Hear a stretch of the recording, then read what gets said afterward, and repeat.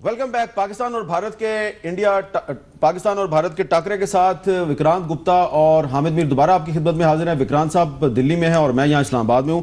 मोहम्मद यूसुफ साहब, ये अगर पाकिस्तान टॉस जीत जाता है तो पाकिस्तान को बैटिंग करनी चाहिए, और अगर इंडिया टॉस जीत जाता है तो इंडिया को क्या करना चाहिए? मेरा दोनों ही आंखें बंद करके ये बैटिंग करेंगे, डिपेंड ऑन विकेट। लेकिन जो 99.9% चांस है कि विकेट जो है बैटिंग होगी। मैच अगर देखें तो बहुत बैटिंग विकेट थी पहले टाइम, स्पेशली बहुत स्लो थी, लो थी, कोई टर्न नहीं था। हालांकि बांग्लादेश के अच्छे स्पिनर हैं लेकिन उसके बावजूद उनको कोई टर्न नहीं मिल रहा था, लेकिन बाद में थोड़ा सा टर्न हो रहा था। और जब ऐसी विकेट पे आप इतने बड़े रन्स लगा दें तो बहुत मुश्किल हो जाता है रन चेस करना, क्योंकि 200 रन चेस करने का मकसद ये है कि हर ओवर में 8, 9, 10 आपको कंटिन्यू करने हैं। तो इसमें विकेट भी जाती जैसे की गई हैं। हालांकि एक आधा लड़का अच्छा खेला है लेकिन उनकी टीम पूरी फॉर्म में मुझे नज़र भी नहीं आ रही थी बांग्लादेश की, स्वाय तमीम के और वो साबिर प्लेयर है वो बेहतर नज़र आ रहे थे। उसके अलावा कोई भी मुझे अच्छी फॉर्म में नज़र, फिर भी 200 रन पाकिस्तान, लेकिन पाकिस्तान के सामने बांग्लादेश नहीं, इंडिया है। वो एक लहर मैंने इसलिए कहा ना कि दूसरे टाइम पे बैटिंग करना थोड़ा सा कदर मुश्किल होगा पहले टाइम से। जी विक्रांत जी, आपका क्या ख्याल है? अगर इंडिया टॉस जीतता है तो आप भी बैटिंग ही करेंगे ना? वो भी है। और दूसरी बात है मदन जी, विकेट किस तरह की होगी? नागपुर जैसा विकेट होगा, क्योंकि नागपुर में इंडिया ने सोच समझ कर ये कि न्यूजीलैंड पता नहीं स्पिन खेल पाएगा कि नहीं, न्यूजीलैंड पता नहीं स्पिन कर पाएगा कि नहीं बॉल, लेकिन उस गड्ढे में खुद गिर गए। ईडन गार्डन्स में जो पाकिस्तान बांग्लादेश के खिलाफ मैच था और जो आउटफील्ड थी, क्या वही भारत पाकिस्तान की होगी? विकेट इसी तरह का होगा या इंडिया उसमें भी थोड़ा लो, थोड़ा स्लो, थोड़ा टर्नर बनाने की कोशिश करेगा? नहीं, मेरे को नहीं लगता अब ऐसा विकेट मिलेगा, कहीं भी नहीं मिलेगा सारे टूर्नामेंट में। क्योंकि देखिए अचानक कई बार ऐसा होता है कि क्योंकि उस विकेट में काफ़ी मैचेस हो चुके थे, इसलिए एक शॉक ट्रीटमेंट भारतीय टीम को मिला जो इतना ज़्यादा गेंद टर्न किया।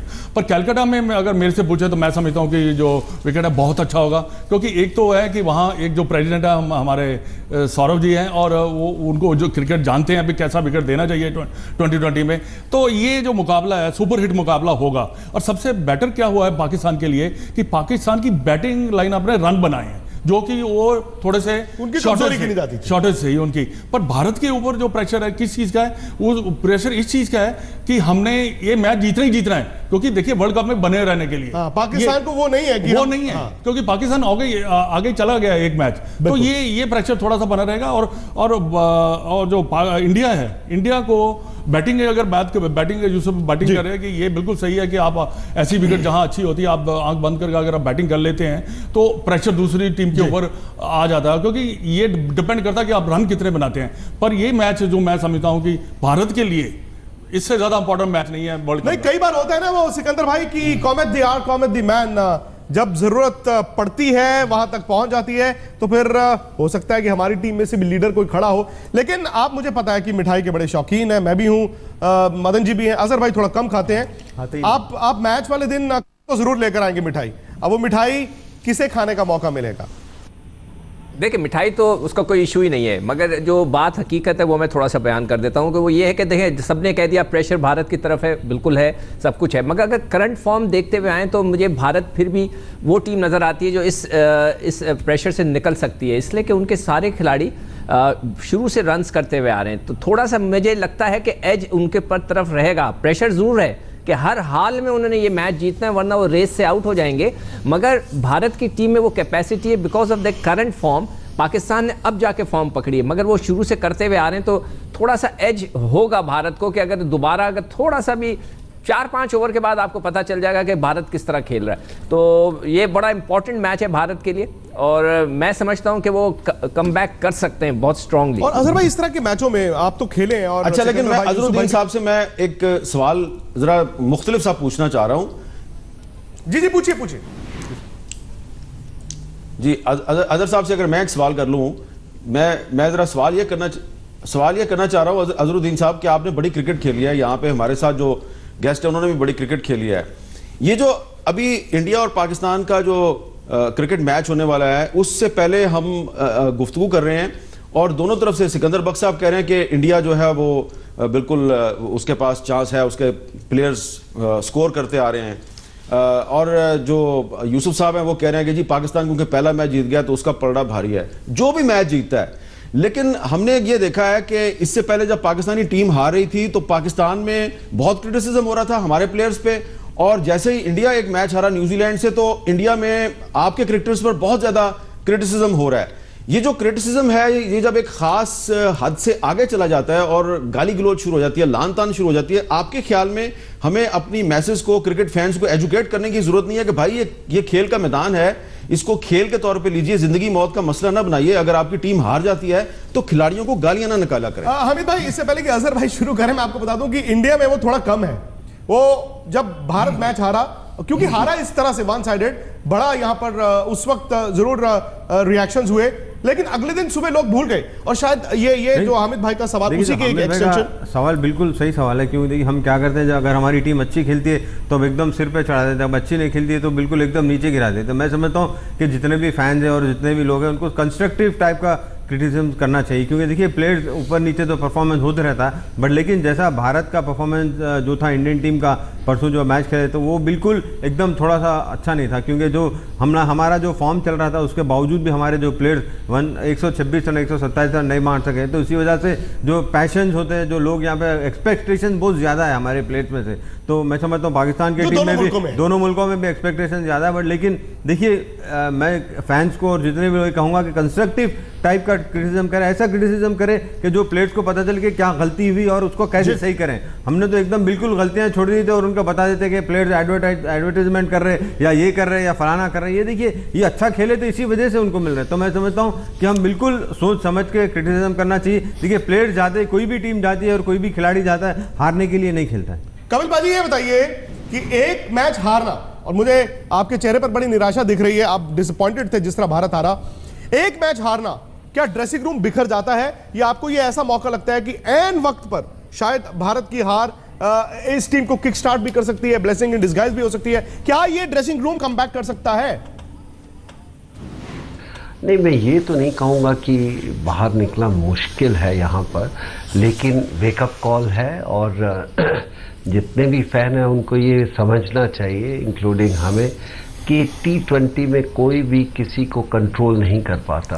यस, आपकी टीम बेहतर है, लेकिन उस दिन क्या आप बेहतर खेल पाते हैं कि नहीं, उसके ऊपर गौर करना चाहिए। और शायद न्यूजीलैंड ने हमसे कहीं गुना बेहतर क्रिकेट खेली। वसीम भाई, लेकिन अब सवाल ये बनता है, क्योंकि आप इंडियन क्रिकेट को बड़ा करीब से फॉलो करते हैं, आप कमेंट्री भी करते हैं, धोनी एक लीडर के तौर पर, धोनी कप्तान के तौर पर, क्या सिर्फ एक पेप टॉक से टीम को वापस ले आएंगे, या आपको लगता है कि जब मुकाबला शुरू होगा दोनों टीमों का, वो पहले 15-20 मिनट ही डिटरमिन करेंगे कि इस तरफ या उस तरफ? निकलना पड़ेगा, कोई और ऑप्शन नहीं है इनके पास, बिकॉज चले एक 4 मैच हैं, बड़ा जिसे ग्रुप डेथ ग्रुप कहते हैं कि बड़ा मुश्किल ग्रुप में है, मगर पहले मैच ऐसे हारने से कॉन्फिडेंस में थोड़ा फर्क पड़ता है। मगर प्रोफेशनल लोग हैं इंडियन टीम में, सारे प्रोफेशनल हैं, इनको जल्दी से इससे निकलना पड़ेगा और अपनी गलतियों से सीखना पड़ेगा कि अगर ऐसी विकेट मिले या अगर थोड़ी सी सीमिंग विकेट मिले तो wickets in hand is the key. जी जी, यूसुफ भाई से सवाल करना चाहूँ। यूसुफ भाई, आप नहीं समझते कि क्योंकि आज जो आपका परफॉर्मेंस है पाकिस्तान टीम का, तो बिल्कुल मैं समझता हूँ कि सिलेक्शन सही किया था, सब सही प्लेयर्स उन्होंने पिक किया, क्योंकि मैं समझता था कि अहमद शहजाद और अजहर अली एक बहुत ज़बरदस्त प्लेयर है, तो उनको अगर आप खाली रिजर्व में बिठाएंगे तो मेरे ख्याल में उससे कोई पाकिस्तान टीम को एकदम एक पॉजिटिविटी नहीं आएगी। तो अहमद शहजाद एक ऐसे प्लेयर है बहुत पॉजिटिव खेलते, तो मैं समझता हूँ कि उनके आने से मैं समझता हूँ पाकिस्तान टीम के लिए बहुत फ़र्क हुआ। तो आप इसके बारे में अगर कुछ कहेंगे तो मेरे ख्याल में सेलेक्टर्स को भी आपके पाकिस्तान के सोचना चाहिए कि सही टीम बनाएंगे तो मेरे ख्याल में रिजल्ट सही तरीके से आएंगे।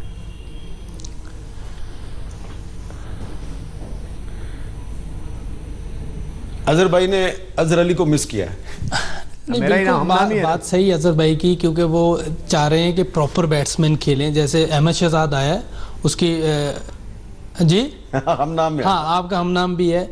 अजहर अली प्रॉपर बैटिंग करता है, लेकिन उसको थोड़ी सी इम्प्रूवमेंट करनी पड़ेगी अपनी शॉट्स में, क्योंकि इसमें थोड़ा सा जल्दी भी खेलना पड़ता है। उसका एक तो वो मोर लगी हुई है कि वो टेस्ट प्लेयर है, एक तो ये बड़ी ख़राबी है मेरा ख्याल है पाकिस्तान में या कहीं भी, कि किसी प्लेयर पे जब मोर लग जाएगी ये टेस्ट प्लेयर है तो ये टेस्ट ही खेलेगा, ये 2020 का ये 20 खेलेगा।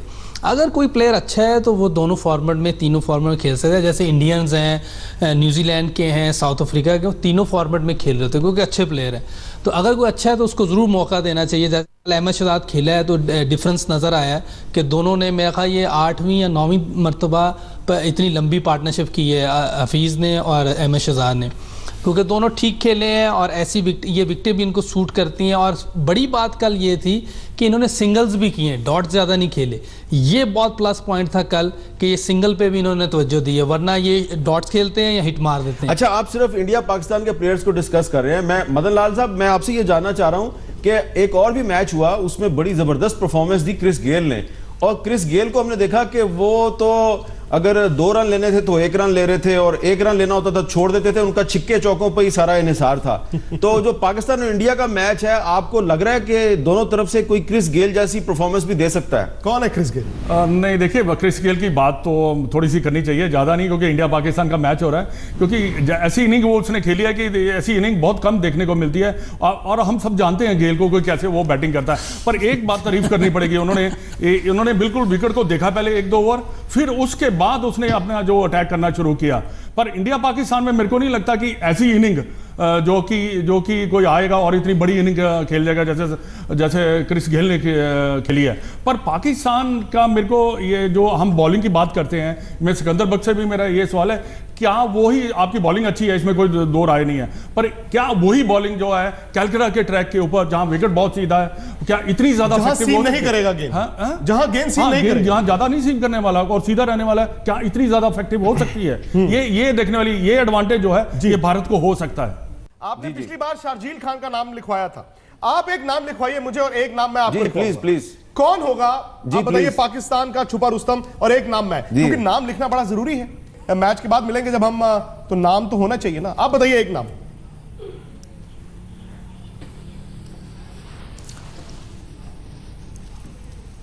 अच्छा, मैं अगर आप मुझे इजाजत दें तो मैं कंसल्ट कर लूं यूसुफ साहब से। जल्दी से कीजिए। यूसुफ साहब से मैं कंसल्ट कर लूं। लाइफ लाइन नहीं है सर इसमें, लाइफ लाइन नहीं है। कोई आप नाम है आपके ज़हन में? बड़ा मुश्किल सवाल है, लेकिन ये है कि मैं शाहिद अफरीदी का नाम दूंगा। अच्छा जी, यूसुफ साहब ने शाहिद अफरीदी का नाम दिया, और मैं जो है वो अपने दिल को मजबूत करते हुए एक दफा फिर आपको शर्जील खान ही का नाम दूंगा। अगर वो 40 भी कर गया तो इंशाल्लाह ताला बड़ा अच्छा रिजल्ट निकलेगा। अजहर भाई, हम एक विराट कोहली का नाम दे दें और एक अश्विन का। अब आप दीजिए नाम। विराट कोहली, अश्विन। विराट कोहली का देना चाहिए, क्योंकि जितना बड़ा कोई है उतना बड़ा वो प्लेयर। विराट कोहली और अश्विन। अश्विन नहीं, अश्विन बताइए, जल्दी बताइए, जल्दी, वक्त नहीं है। धोनी और विराट कोहली। लेकिन ये छुपे रुस्तम नहीं है, ये छुपे रुस्तम नहीं है। शाहिद भाई भी नहीं है छुपे रुस्तम, 20 साल से खेल रहे हैं। ये तो धोनी भी छुपा रुस्तम थोड़ी यार, वो तो परफॉर्मर है। ये तो पुराने रुस्तम है, ये तो पुराने रुस्तम है। छुपा रुस्तम कोई नहीं बताया आपने, मैंने तो छुपा रुस्तम आपको फिर शर्जील ही बता दिया। चलें, जो भी है, बहरहाल मेरा वक्त खत्म हो रहा है। बहुत बहुत शुक्रिया विक्रांत साहब, अजहरुद्दीन साहब, मदन लाल साहब, कपिल देव साहब, बहुत बहुत शुक्रिया। आपके साथ मैं हूं सईद अंसारी। बड़ी खबर इस वक्त दिल्ली से आ रही है, और दिल्ली के इंदिरा गांधी अंतर्राष्ट्रीय हवाई अड्डे में 2 विमानों में बम मिलने की खबर है। दोनों विमानों को रोक दिया गया है और तलाशी चल रही है। दिल्ली से So this time it's going to be me who's going to be talking to you. It's going to be me who's going to tell you what's new from the world of technology. We have news, we have reviews, and we have Sahil doing the Redmi Note 3 review. And